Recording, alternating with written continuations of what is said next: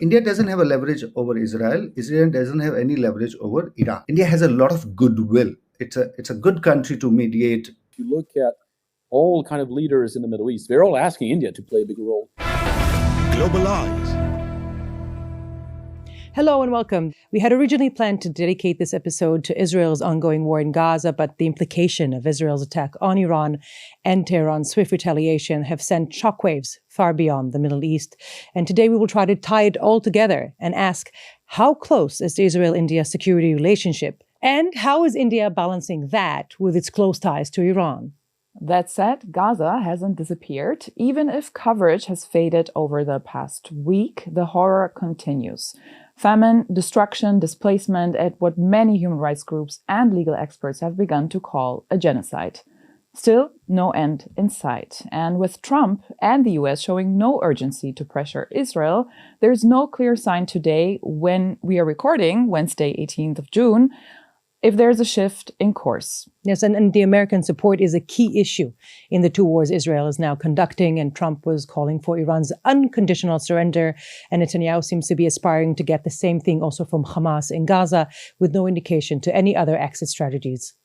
So where does this leave India? As a self-declared leader of the broader global south with deep ties to both Israel and Iran, can it stay neutral forever? What role should it play? And with the US stepping back, what does diplomacy in a multipolar world really mean for India? Welcome to Global Eyes, the podcast that rewrites the playbook on geopolitics and security with new perspectives and voices from the global south, brought to you by Deutsche Welle. I'm Shani Rosanas, a commentator and a journalist working for Deutsche Welle, mostly focusing on security issues concerning the Middle East. And I'm Waslat Hasrat Nazimi, journalist, author, and expert on migration. Let's start by introducing our guests. The first one from Leiden University is Nicolas Blarel, an associate professor of international relations. He studies India's foreign and security policy making, including India's relations with the Middle East. And joining us from Tel Aviv is Dr. Khinvraj Jangid. He is a leading pioneer research comparing India and Israel through their ideas of nation building and statehood in post-colonial Asia.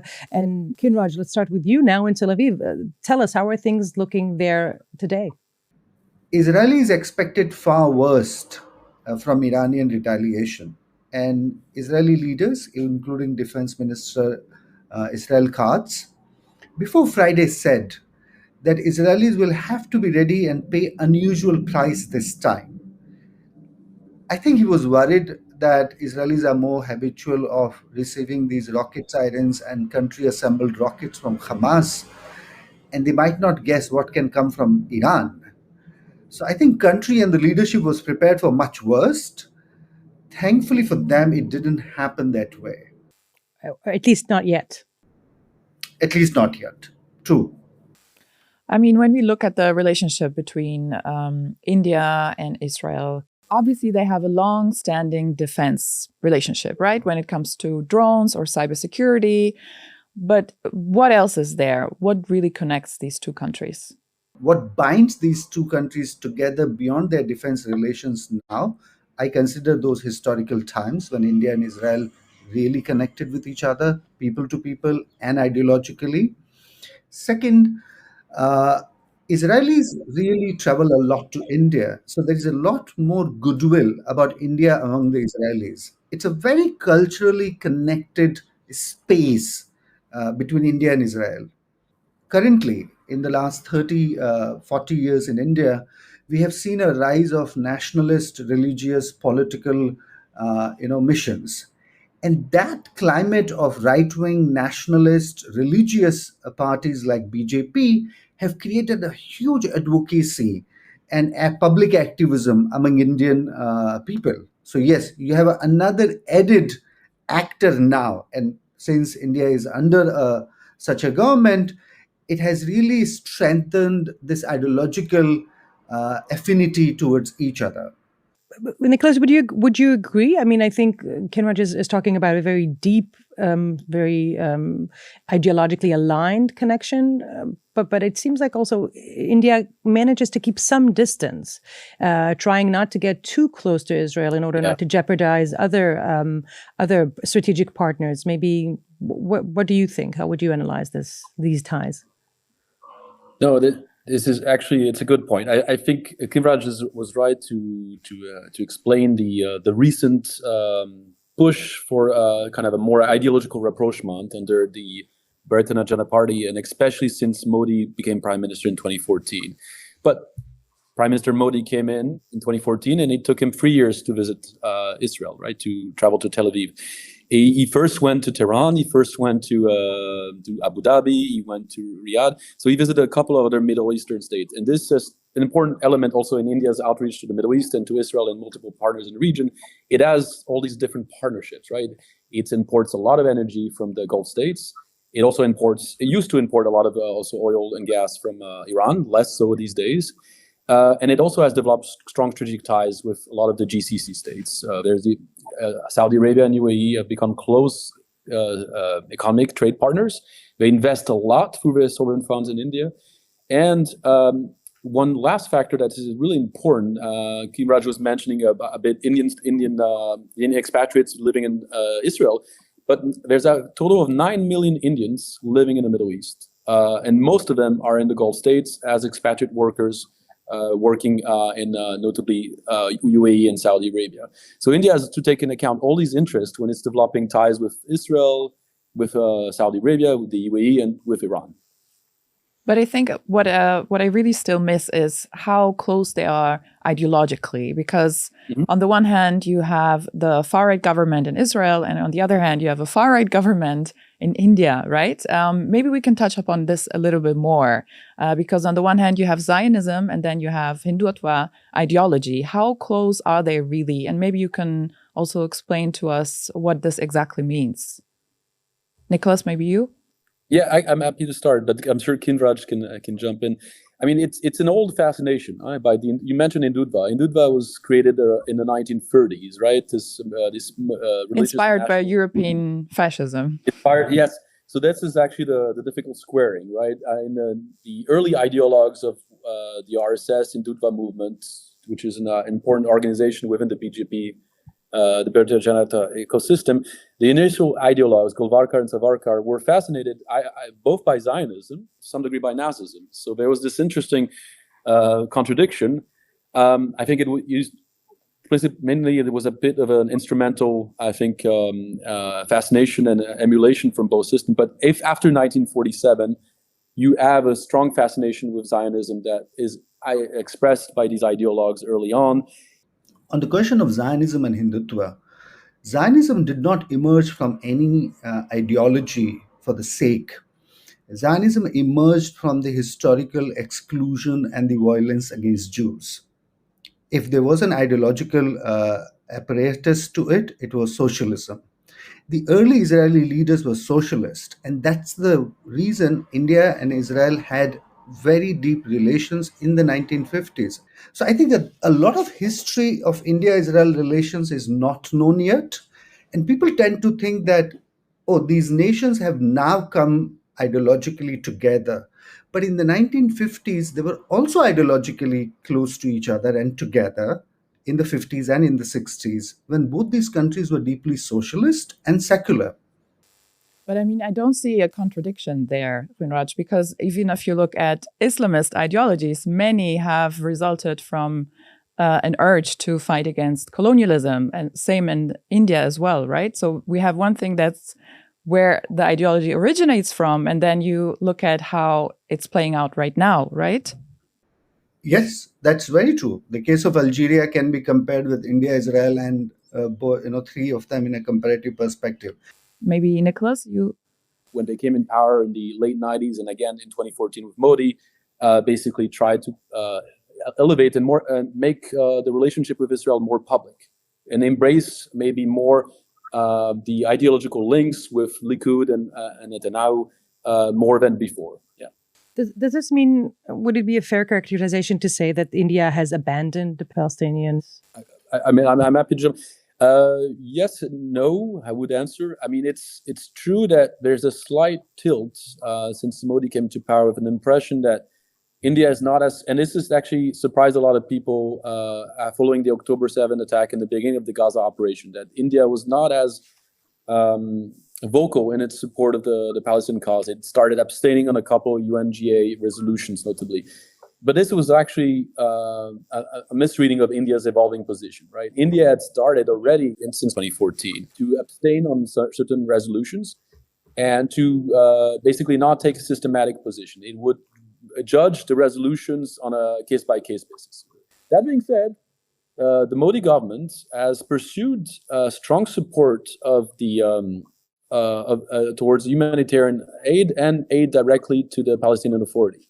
So India is still balancing by showing that it's still supporting the Palestinian Authority, it's still providing humanitarian aid to Gaza and the West Bank. So that also has to be taken account. And one last thing is, I mentioned Modi traveled to Tel Aviv in 2017. He was the first Indian prime minister to do so. He was also the first Indian prime minister to travel to Ramallah. That also has to be taken into account. So there's that balancing game that is still going on. And I think this balancing act is also what we see in Iran when it comes to Iran, because obviously India also has a lot of interest when it comes to the Chabahar port, which is, of course, a strategic regional interest for India. And we also have India's large Shia population and its implication for domestic policy.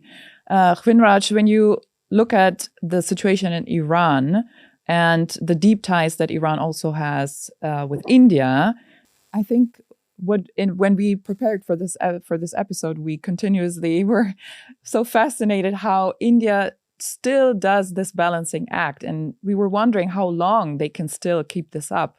What do you think when it comes to Iran? India's position on Iran actually has been quite favorable. India favored Iranian nuclear program because India always, in principle and in practice, found NPT as an unfair, hypocritic, and Western hegemonic tool.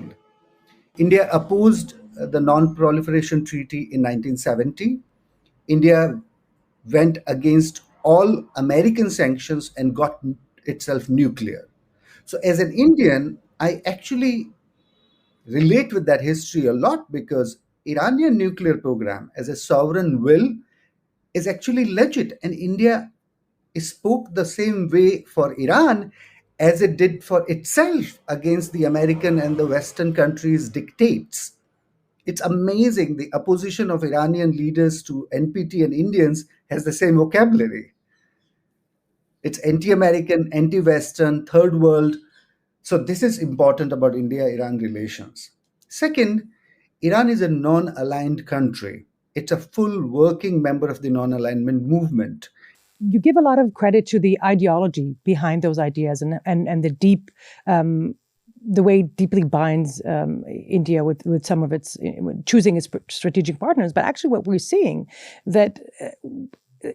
It seems what's leading India's actions as these conflicts flare up is actually pragmatism. They don't, despite the maybe strong ideological ties behind, we don't see India too eager to get too involved in anything, basically keeping itself somewhat of a bystander as things play out. And that is maybe a safe place to take, but also maybe not the most courageous one if you want to see yourself as a leader of the global South. You're absolutely right. And I think it's an Indian creativity. See, India's creativity about ideas comes from its spiritual as well as its cultural non-rigidity. India doesn't really go for absolute truth for anybody. So I think on the question of Iran, India shifted long back. I just gave you the idea of India's long support to Iran, but India also started voting against Iran and its nuclear program from the year 2005 and 7. See, we need to understand India. I was a student of international relations in Delhi, and it was shocking. India supported in the year 2007 or 8 a resolution at the United Nations saying Iranian nuclear program is a threat to international peace and order. In Delhi, everybody went mad at Manmohan Singh and said, how can you say this? How will Indians ever look into the eyes of the Iranians? This is shame. This is cowardness. But Indian strategic thinkers said, we need to choose a friendship at the moment. We need to choose friendship between America and friendship between Iran. Unfortunately, for India's economic development, India needs to go with America. So India had a very pivotal moment in its foreign policy in the early 2000s. And the moment India went ahead with American US nuclear deal, Iran was left behind. So today, India doesn't have to take a position. Iran was long time left out of Indian solidarity, and Israel knows this. And India doesn't have a conflict. And Iranians have made peace with India's decision long ago, by the way. Khinvraj has made a really good point that I think 2005 is quite important. When India has had traditional good relations with Iran, we mentioned if you hear Indian diplomats, they always talk about the civilizational ties between India and Iran. That always often comes up in the official parlance.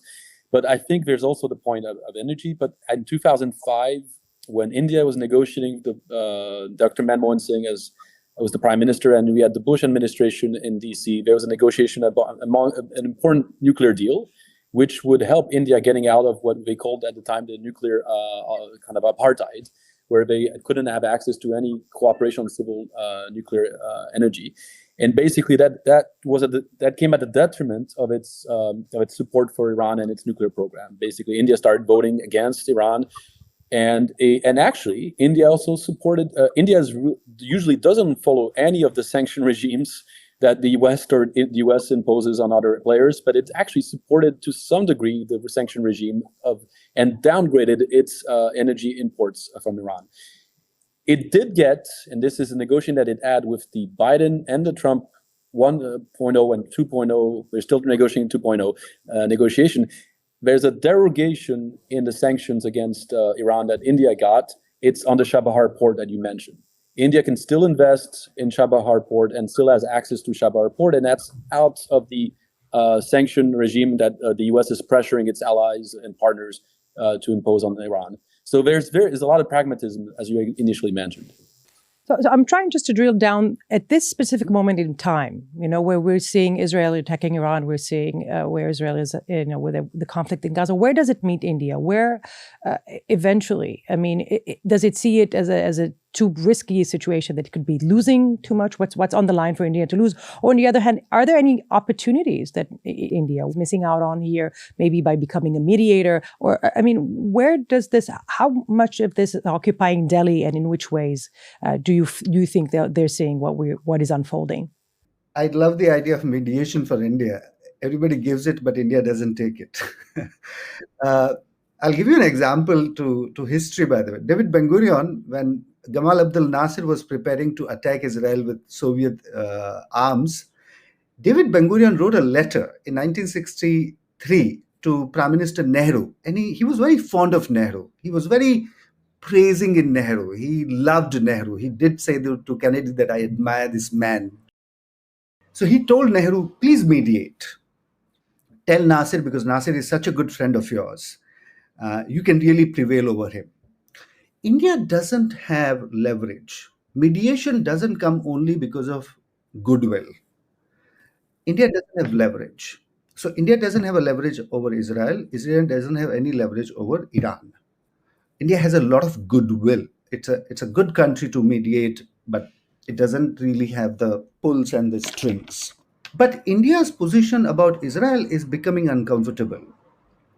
When I said about the current foreign minister being critical about this India-Palestine binary, he also said this very powerfully, by the way, later. He said, no other time in history, this is the most urgent time to support the Palestinian state. So India doesn't support the aggression and the unilateralism that Israel is upon.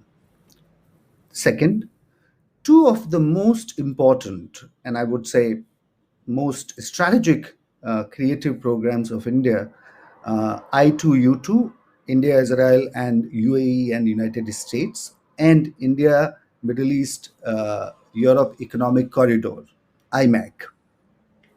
Both of them have been killed. Israel has become more of a liability when it comes to these multilateral, regional realignments.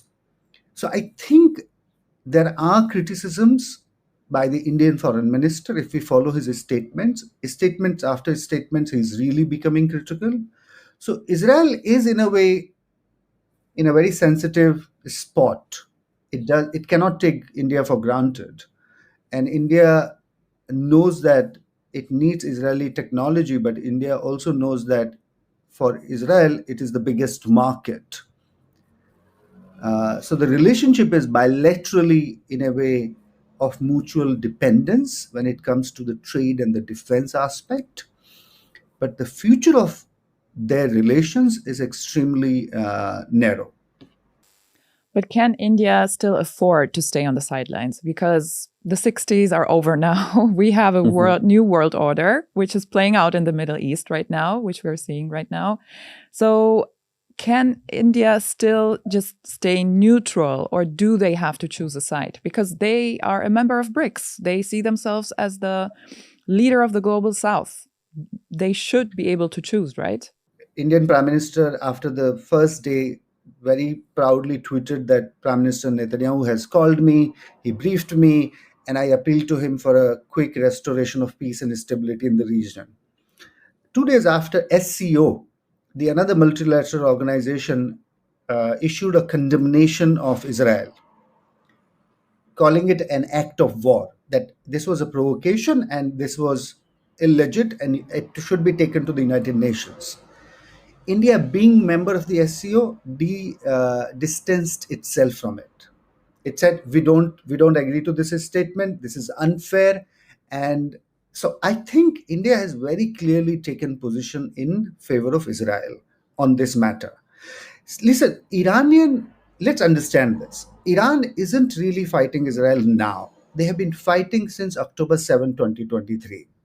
Iran provided full support to Hezbollah to attack Israel from the north. I was in this country on October 2023, and all through that year, Israel was fighting in the south, but Israel was also fighting in the north. For almost a year and a half, more than 100,000 Israelis lived homeless because of the bombing of Hezbollah in the north. So I think Iran was involved in the war, and already because of that, they had these two episodes in the 2024 in April and in September. So I don't think Iran can play a victim card just because of these 6 days. And that's the point India is also very careful about. Well, I think it's safe to assume most people know this is nothing new that started a week ago. The animosity between those countries goes way back, and as you were saying, there's a lot of actions to back it, and indications definitely since October 7th. But I'm wondering here, Nicolas, maybe you can help us with this.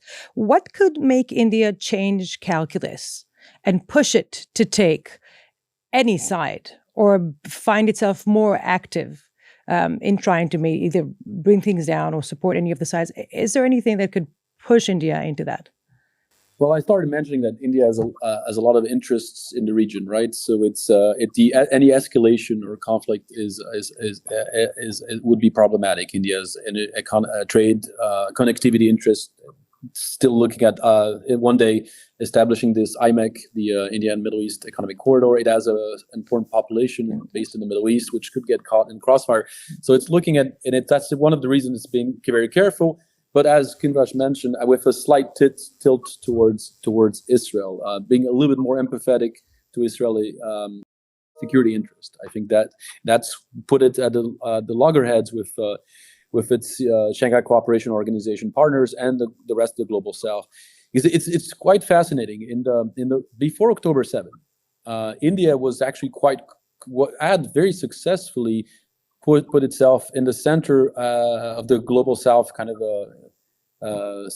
movement, notably by organizing the G20 a couple of weeks in New Delhi, by including a lot of voices and concerns from the global South in that G20 summit it hosted in New Delhi.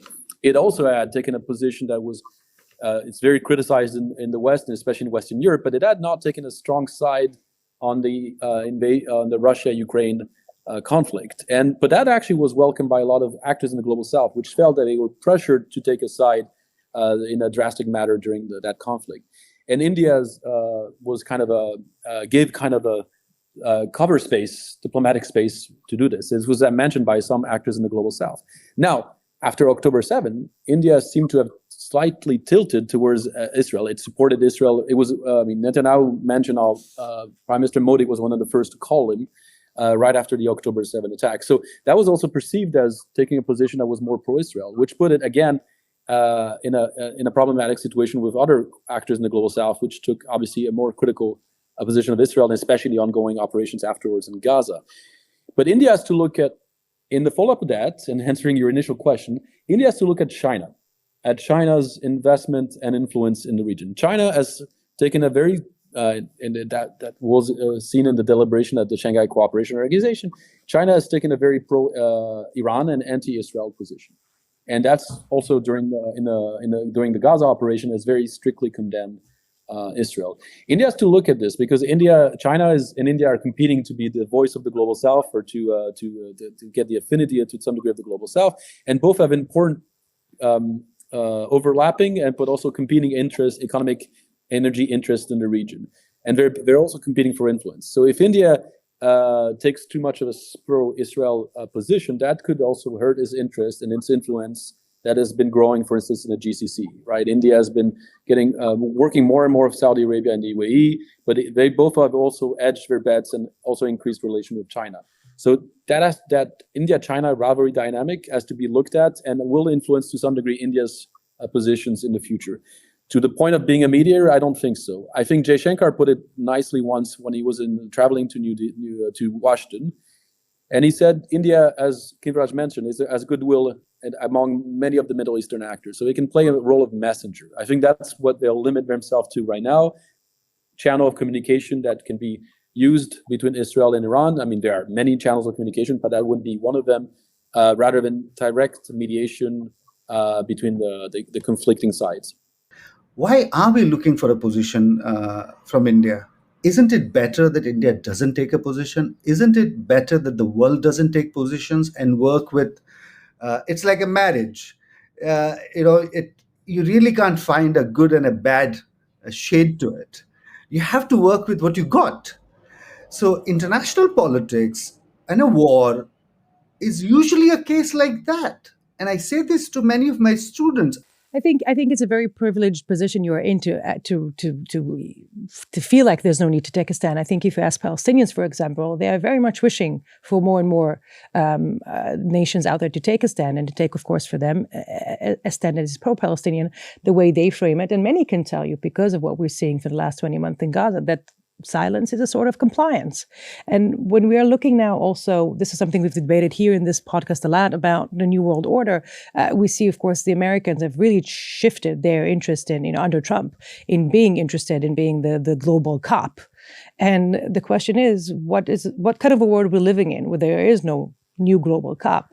I think we're also longing for the role that the US used to play, the global cop or the mediator or the person who was sensible enough, somebody we could trust, and not maybe also to have a sense of security in this chaotic world. Maybe it's also that. And I think, again, we're talking about trying to assume a position of leadership as India would like to take, requires a bit maybe more courageous moves. This is where we are at, no?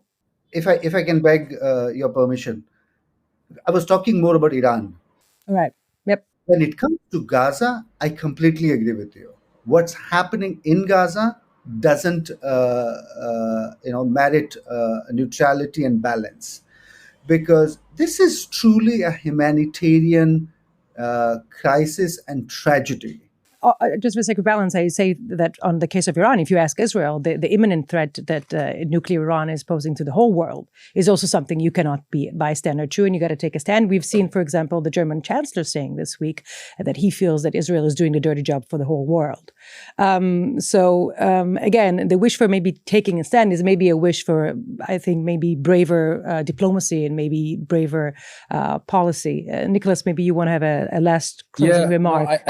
I think and I agree with Khinvraj, this has always come up with and frustrations with European diplomats or American diplomats having worked with India, that India has this non-alignment history and strict autonomy, and that it doesn't want to take strong positions because it wants to keep all certain options up and open, and why should it have a strong position on a particular issue which is not made of its direct?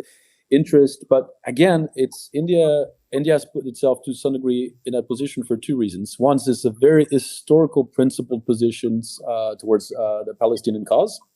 And it's still reminded and highlighted by Prime Minister Modi and the different Indian diplomats. So I think that also that's a baseline which a lot of actors in the region, and that's why everybody actually, if you look at all kind of leaders in the Middle East, they're all asking India to play a big role. So it's interesting. Israel and Palestine, both ambassadors based in New Delhi, are asking India to play a bigger role in mediating or de-escalating the conflict. So it's interesting that India has this goodwill, and there's this historical presence of India that was mentioned. India was much more active in the Middle East in the 1950s. So I've based it to some degree on this. I think people are expecting maybe a little bit more from India, but again, does India have the capacity, the willingness? That's another issue. But India has expressed willingness also to play. You were mentioning leadership. Has expressed an intention to play a bigger role in global politics, to be kind of a more leading role, leading power rather than just being a balancing power, right? And that's Jaishankar's own, the foreign minister of India's own words. So I think that also is another baseline for which some actors are expecting India to play a bigger role. Maybe mismanage expectations to some degree, given the fact that India doesn't have the kind of leverage. It has the goodwill, but maybe not the complete leverage, nor maybe the interest to get too committed, because it's diplomatically costly, and it's costly also on many levels because of its interest in the region, energy, diaspora, etc. Thank you so much, Nicolas. I think that's a great way to end our show. I think we can safely say if India really wants to be a leading voice of the global South, it cannot afford to stay quiet, or maybe we can ask, can they afford to stay quiet in a conflict that's reshaping the region? Or is it time to step up, not just with trade deals and optics, but with actual diplomacy? I would like to hear your thoughts. We'd also like to thank our guests. Thank you so much for being with us, Khinvraj, Nicolas. And for our audience, what role do you think should India play in this war, in this region? And what does it mean to be a leader position in this world when it comes to alliances and their fluidity and ideology, and how much that is leading decision making? I don't know about you, Shani, but here's what I think. In a time where alliances shift and power is contested, staying neutral is no longer the safe choice. It's the risky one. Well, I think with Trump being in the reins, we are all hoping for safe, bold, courageous leaders that will try to find more force out there to lead the way. I agree with you on that. So again, thank you so much for joining us this time. Thank you, Aslat. Always a pleasure. If you have thoughts or want to suggest future topics, reach out. And don't forget, geopolitics does not happen in a vacuum. It happens in your feeds, your fuel prices, and sometimes in your silence. Global Eyes, a new take on security policy by DW.